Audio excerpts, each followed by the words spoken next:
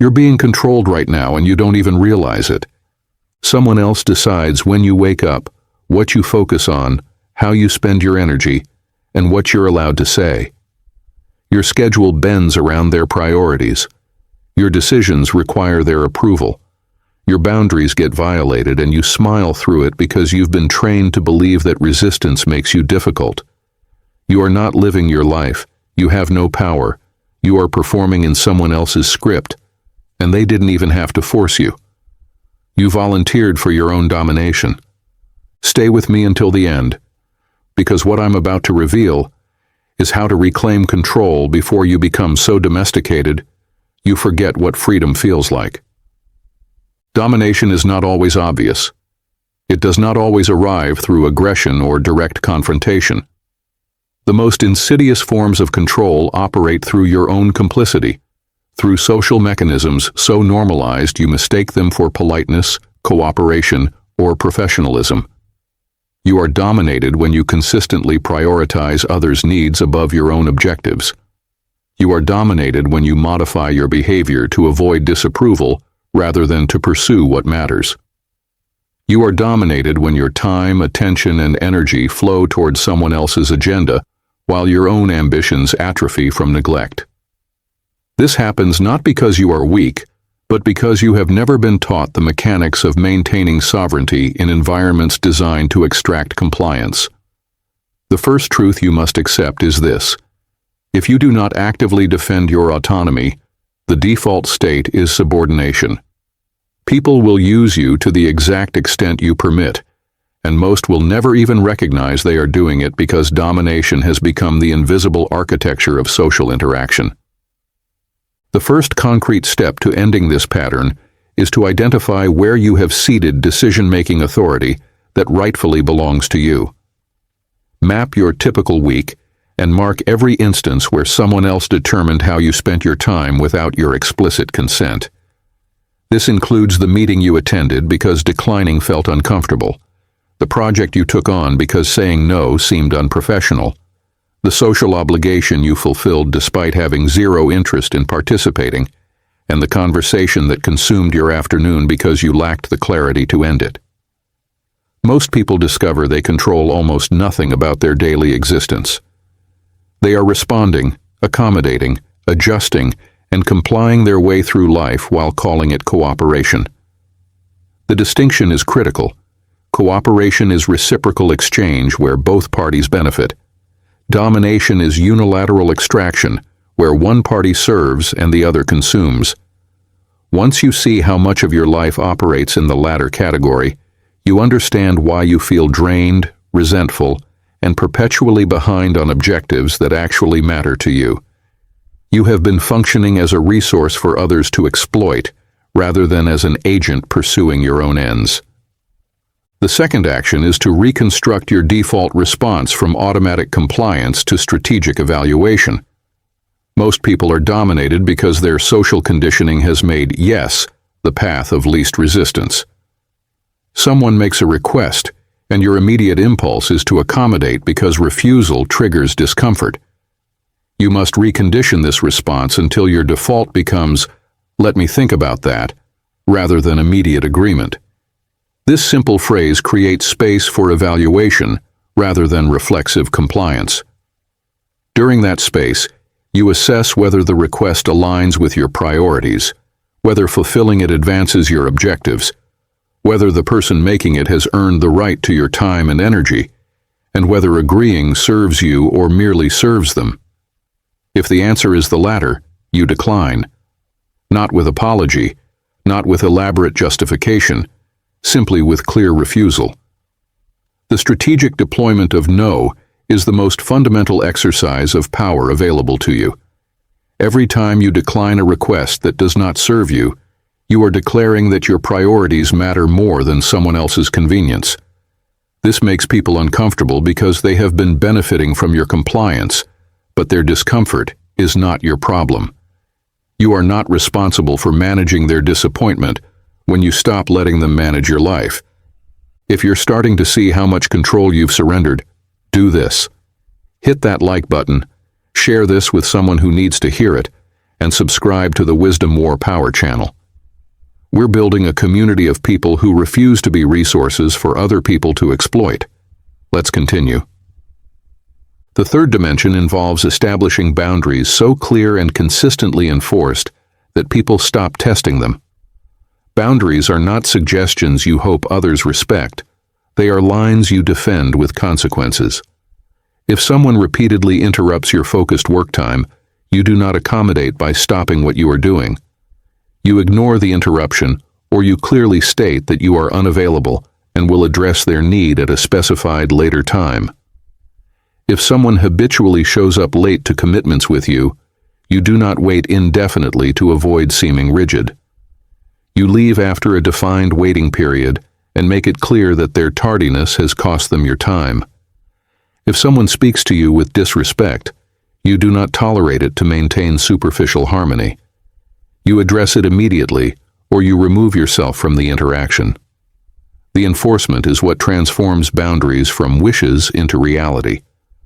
Most people announce boundaries but never defend them, so others correctly conclude these boundaries are negotiable. You must be willing to accept the social friction that comes from enforcement. Some people will call you difficult, rigid, or uncooperative. These are the people who benefited from your previous lack of boundaries. Their opinion is irrelevant. The respect of those who value sovereignty matters infinitely more than the approval of those who profit from your compliance. Now here's what most people never realize. Pay attention. The fourth element is controlling access to yourself. Domination thrives on availability. When you are constantly accessible, immediately responsive to messages, always available for unscheduled conversations, and perpetually willing to accommodate others' timing, you signal that your time has no value and your priorities can be interrupted without consequence. You must architect scarcity into your availability. Respond to communications on your schedule, not theirs. Establish specific windows when you are available for meetings and refuse requests outside those windows, except in genuine emergencies. Make people work slightly harder to reach you by removing yourself from constant digital connectivity. This is not game playing. It is resource management. Your attention and time are finite resources that must be allocated strategically. When you make them abundant and freely available, people consume them thoughtlessly.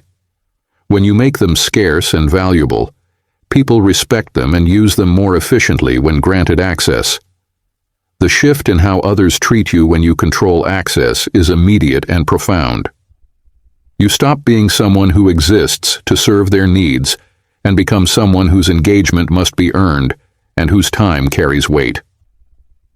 The fifth action involves developing the capacity to create consequences for those who attempt to dominate you. This does not mean becoming aggressive or confrontational. It means having options that allow you to walk away from situations where your autonomy is not respected. This requires building what might be called exit capability. The financial independence to leave jobs where you are exploited, the social network to replace relationships that are extractive, the skills to operate independently rather than remaining dependent on any single person or institution. Domination persists when you have no alternatives. The employee who cannot afford to quit tolerates treatment he would never accept if he had options. The person whose entire social life depends on a single group accepts dynamics he finds degrading because leaving means isolation. The individual whose expertise is narrow and unmarketable remains subordinate to those who control access to opportunities. You cannot maintain sovereignty without options. Every month you should be building capabilities, resources, and relationships that expand your range of possible futures. This is not paranoia. It is strategic positioning. The person with options cannot be controlled because the cost of controlling them is their departure, and their departure damages those who depended on them more than it damages them. The sixth dimension is psychological. You must eliminate the need for external validation that makes you vulnerable to manipulation. People dominate you by controlling access to approval, recognition, and belonging. They condition you to perform for their validation, then withhold or grant it strategically to shape your behavior. As long as you need their approval to feel adequate, they own you. You must become your own source of validation by developing internal standards that matter more than external opinion. Define what constitutes success, integrity, and worthiness according to principles you have consciously chosen rather than unconsciously absorbed. Measure yourself against those standards rather than against others' fluctuating judgments. When you no longer require external approval to maintain self-regard, the primary mechanism of social control stops functioning. People can disapprove, criticize, or withdraw validation, and it affects you no more than the weather affects stone. This is not arrogance, it is sovereignty. You respect yourself based on whether you are living according to your standards, and others' opinions become interesting data rather than determining factors in how you see yourself. The final element is the strategic use of indifference toward those who attempt domination. Most people try to manage or repair relationships with those who disrespect their boundaries. They negotiate, explain, and accommodate, hoping to transform the dynamic through patience and communication. This rarely works because domination is not a misunderstanding to be resolved through dialogue. It is a power dynamic that persists as long as it succeeds. The person who benefits from controlling you has no incentive to stop unless controlling you becomes more costly than respecting your autonomy. The most efficient way to create that cost is through indifference. When someone attempts to dominate you, and you remove your attention, energy, and engagement from them entirely, you eliminate their ability to extract value from the relationship. You do not argue, you do not explain.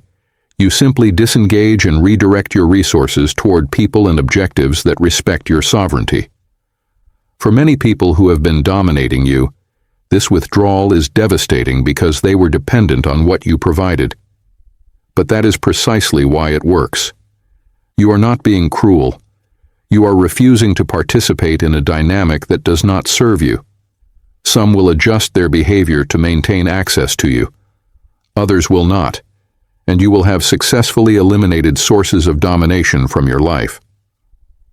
Stopping domination is not a single action, but the construction of an entire operating system built around sovereignty. It requires identifying where you have surrendered control, reconditioning your default responses, establishing and enforcing boundaries, controlling access to yourself, building exit capability, eliminating dependence on external validation, and deploying strategic indifference toward those who refuse to respect your autonomy. This will make you unpopular with people who benefited from your compliance. It will create friction in relationships that were built on your subordination. And it will liberate you from the quiet desperation of living according to everyone's priorities except your own. Most people die having never experienced true autonomy because they mistake accommodation for virtue and domination for normal social interaction. You do not have to be one of them. The tools for reclaiming control are simple, but deployment requires something most people lack: the willingness to be disliked by those who preferred you powerless. Before you go, leave a comment telling me one boundary you're going to establish this week. And if this showed you where you've been surrendering control, subscribe to Wisdom War Power for more tactical breakdowns on taking back your life. I'll see you in the next one.